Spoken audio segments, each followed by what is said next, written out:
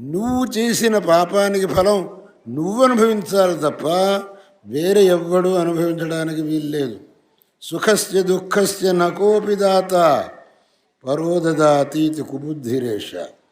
సుఖానికి దుఃఖానికి నువ్వు చేసే పుణ్యపాపాలే కారణమవుతాయి కానీ వేరే ఇంకోటివి నీకేం కారణం కావు.